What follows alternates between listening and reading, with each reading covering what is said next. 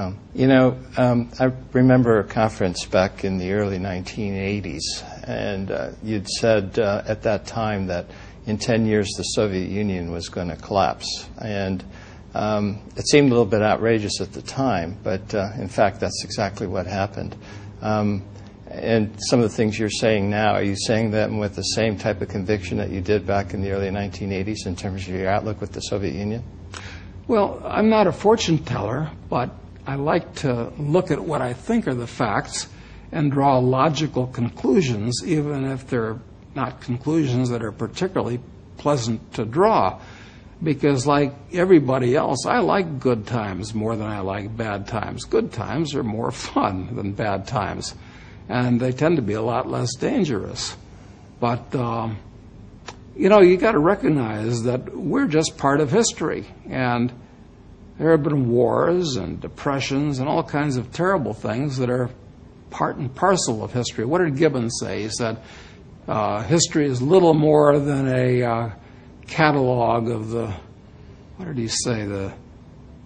disasters, misfortunes of mankind. So history is going to continue, I'm afraid. And Santayana said if we ignore history, we're doomed to relive it. What is we as individuals should be doing and thinking about if this scenario that you're describing plays itself out in the months and years ahead?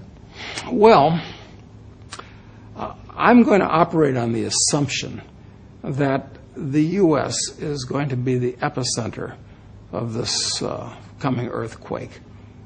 So I don't particularly want to be in the U.S. At this point. It's too bad. And I say the U.S.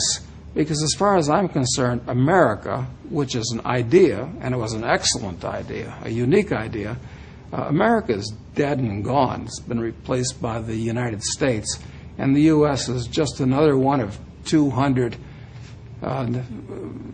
nation states that cover the face of the globe like a skin disease at this point. So I think that one thing you should do to protect yourself is you've got to diversify politically, because your main danger is political. So you've got to diversify politically first. So geographic diversification of one's assets. I think that's critical, actually. Yeah. I mean, every not to take a rather catastrophic example, I mean, every Jew in Germany that didn't diversify himself before was too late lost everything.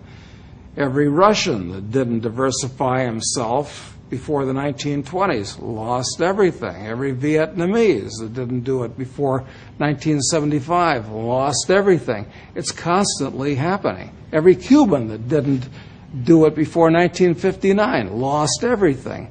There are scores of examples I can give you right now. Mm-hmm. So I think that the U.S. is next on the dance card from that point of view.